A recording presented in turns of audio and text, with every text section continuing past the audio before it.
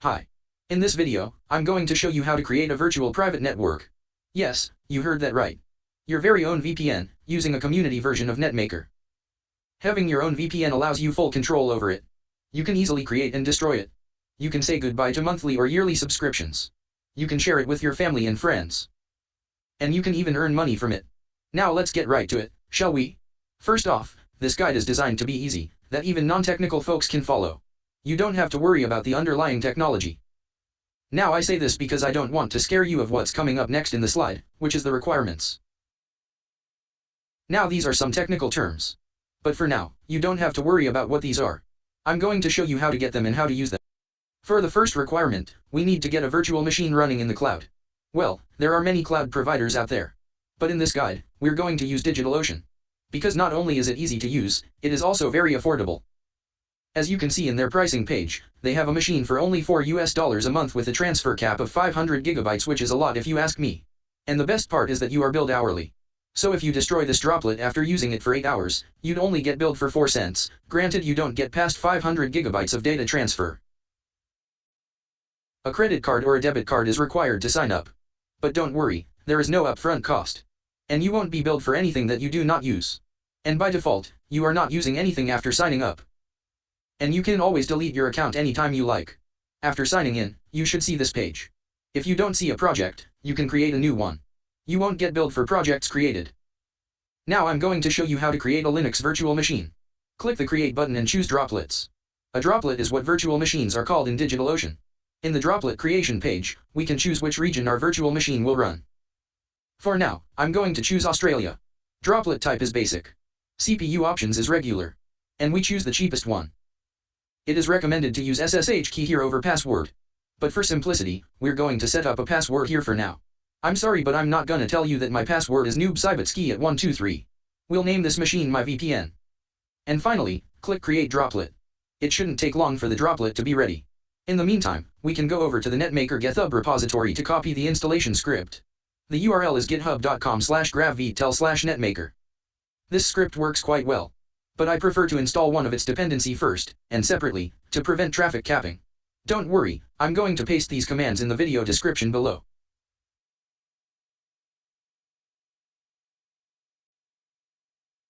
Our droplet has now been created. The next step is to access it so we can install Netmaker.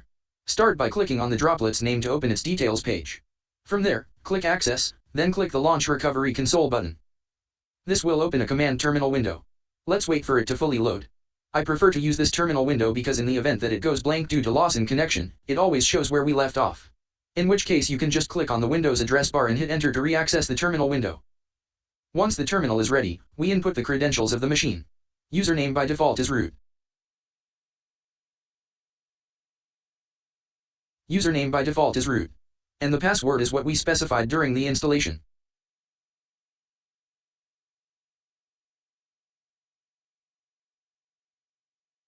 After we're in, we'll begin by installing a required dependency, Docker. Copy the command. Then click on the terminal window. Press Ctrl+V in your keyboard to paste it. And hit Enter. While the installation runs, take note that the next command includes my Docker credentials.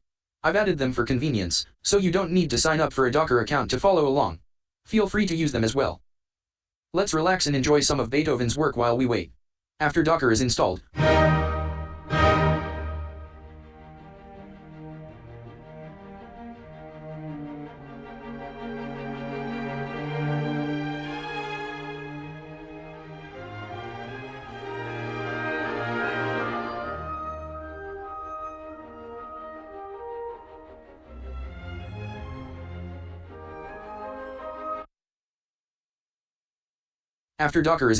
we paste the Docker login command. As before, copy the next command, click on the terminal window, press Ctrl+V in your keyboard to paste it.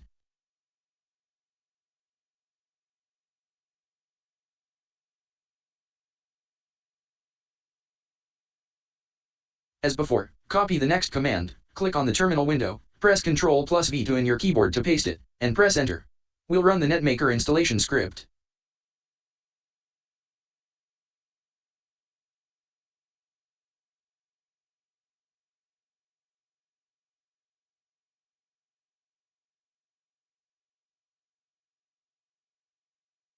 This script handles the rest of the dependencies automatically, which is very convenient.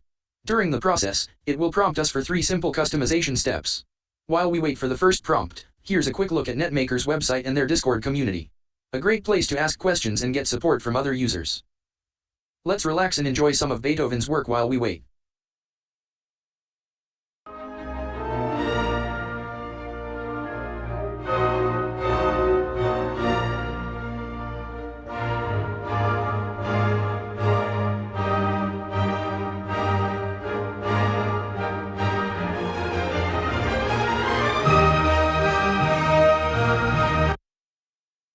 Now, here's the first customization prompt. I'll choose the first option, which auto-generates a domain name.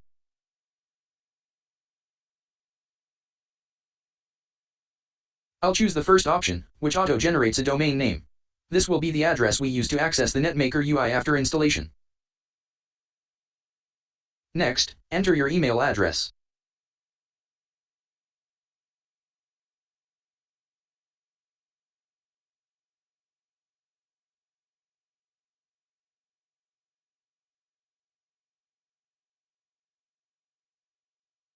And finally, type Y and press enter to confirm and proceed.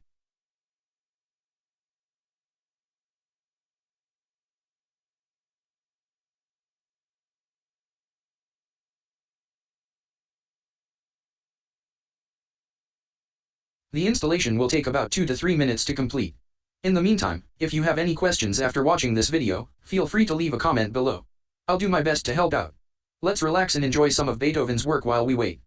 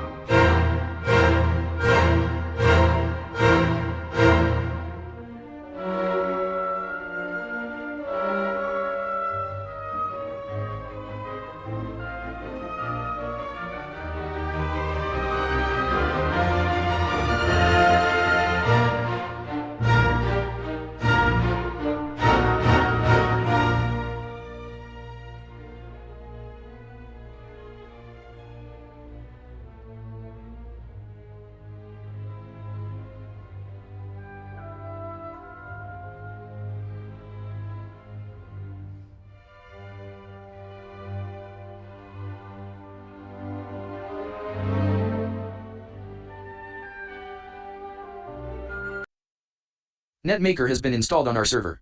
To access its web UI, open a browser, type the domain name specified, and press enter to browse the page.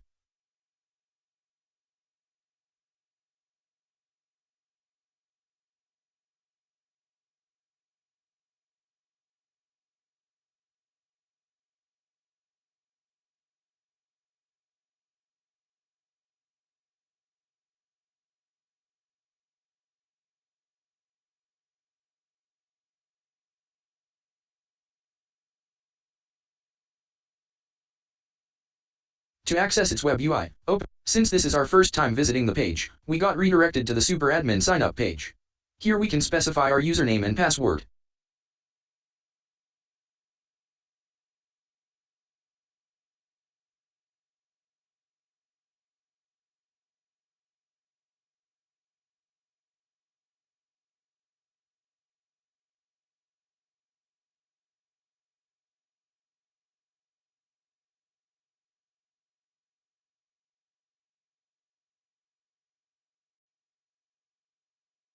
Alright.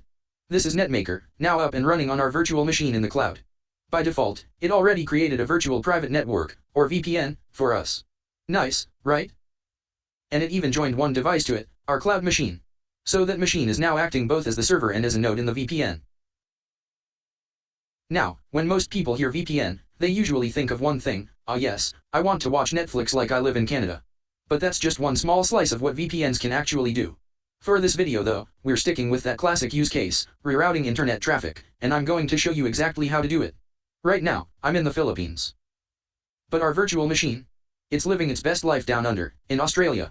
So I'm going to show you how my PC can securely connect to that Aussie machine, reroute all my internet traffic through it, and voila! It's as if I'm surfing the web from Australia. Step 1. Download and install NetClient. This is one of 3 client apps offered by Netmaker. Any device that wants to join the VPN needs to install one of them, or just use plain old WireGuard. Head to the Nodes menu in the web app. Once it loads, click Add Device. In the pop-up modal, choose your OS.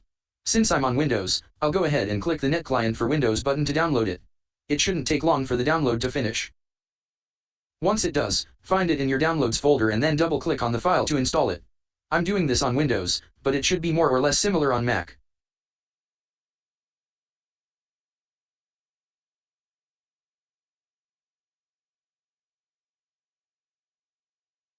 Now, I've already installed it earlier, so I'm skipping that part. What we're going to do next is to join my PC to the VPN. Important heads up, NetClient doesn't have a graphical interface, no pretty windows, just terminal vibes. So we're going to use a command prompt with admin rights. Hit the Windows key, type CMD, then look for command prompt in the results. But don't just open it. Click Run as administrator. Gotta give it those elevated powers. Here's one I prepared earlier. Notice the title bar says administrator, command prompt. That's how you know you've done it right. Also, typing NetClient shouldn't throw any errors. To join the network, copy the join command from the Netmaker web UI, paste it into your terminal, and press enter.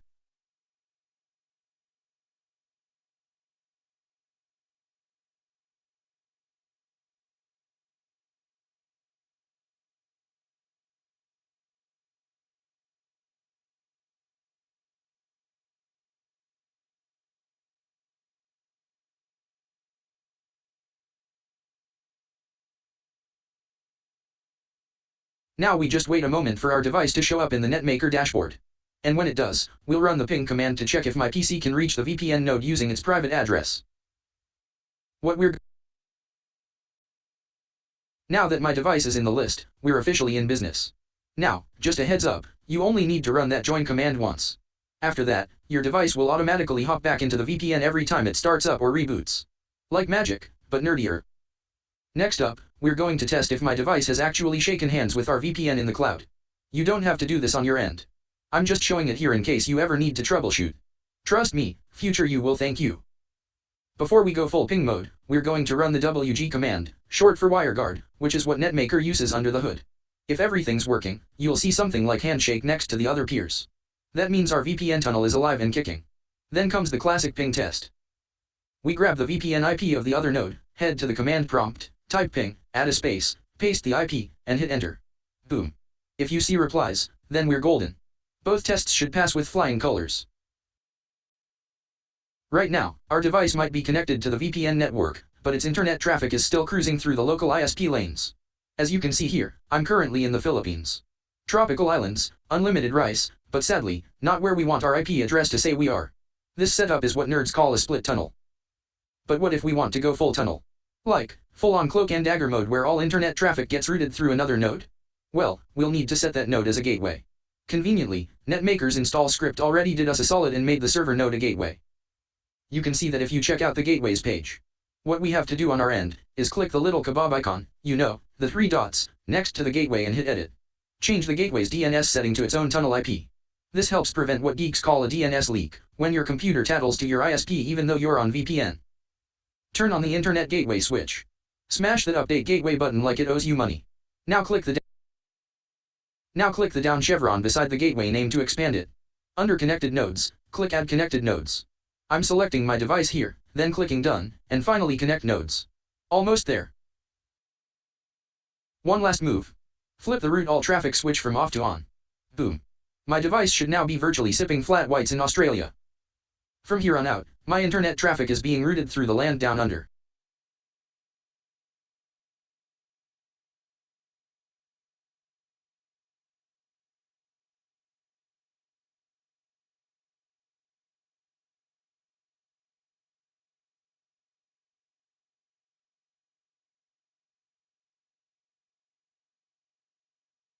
To double-check this worked, we can run a DNS leak test. If done right, there shouldn't be any DNS servers showing up from, in my case, the Philippines. You might wonder why Singapore servers show up here. It's because our droplet uses DigitalOcean's DNS server by default. But rest assured because it recognized my device to be in Australia. If your country shows on your end, don't panic. You might just need to clear your device's DNS cache. On Windows, run ipconfig/flush DNS. Then try the test again. With any luck, your virtual passport now says Aussie. But what if we want our internet traffic to take a little European vacation, say, in the Netherlands? Easy. We just spin up a new droplet located in the land of windmills, stroopwafels, Matthew van der Poel, and impeccable internet infrastructure. I've already summoned one on my end. I call it Tulip Node, so now I just need to install netclient on it and run the join command to bring it into the VPN family. While my humble human assistant does the heavy lifting, let's sit back and enjoy some of Mozart's greatest hits. Because setting up VPN gateways is an art.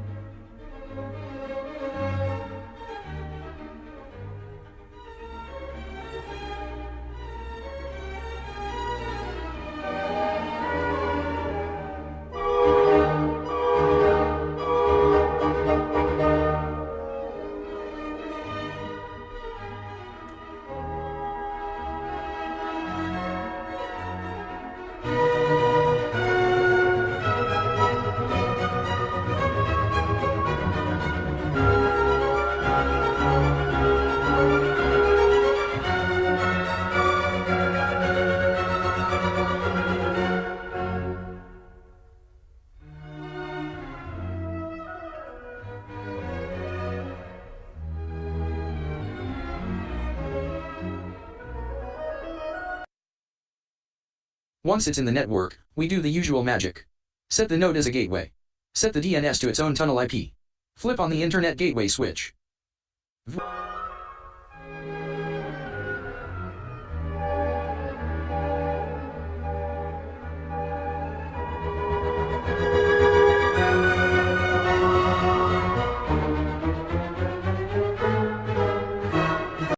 Voila, Tulip-powered tunneling.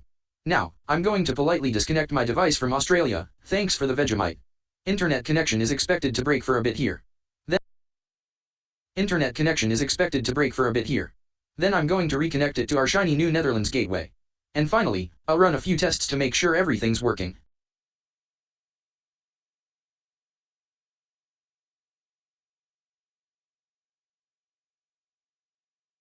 My traffic is now sailing through Amsterdam instead of Sydney. Let's see if it worked.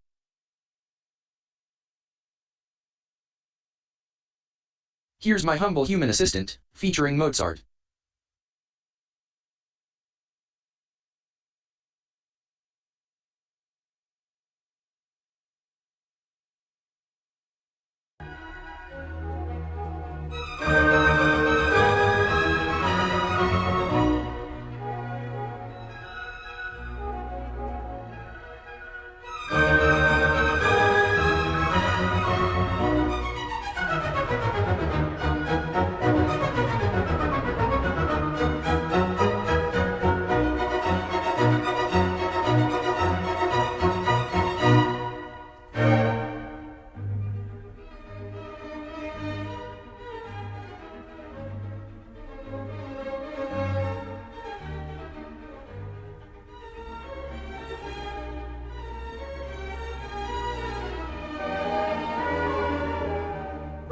It worked.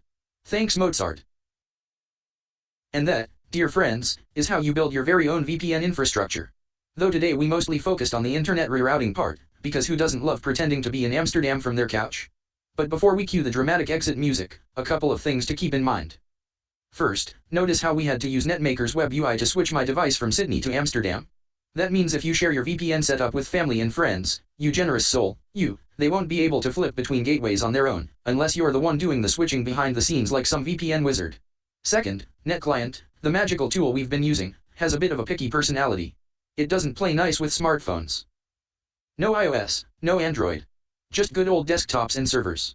Now, if you're planning to launch a VPN empire or build something commercial grade, Netmaker Pro has the features you need to tackle those issues head on. Multi-user control, mobile support, all the bells and whistles. But there's good news for the rebels who want to keep things free and open source. Enter, plain WireGuard. Netmaker actually lets you use the standard WireGuard app to connect to your VPN, giving you more flexibility. WireGuard runs on almost anything. iOS, Android, routers, firewalls, Raspberry Pis, toasters, you name it. Okay, maybe not toasters, yet. And guess what? Using WireGuard directly has its perks. It's not only free, but often gives a more stable, robust connection to your chosen gateway. No frills, just power. How do you set that up, you ask? Well, stay tuned for my next video. Coming soon to a device near you. Because we're saving the best for last. The encore, if you will. Things should only get better from here. And yes, your wish has been granted. You may now like and subscribe. Until next time, VPN Voyagers. It worked. Thanks Mozart.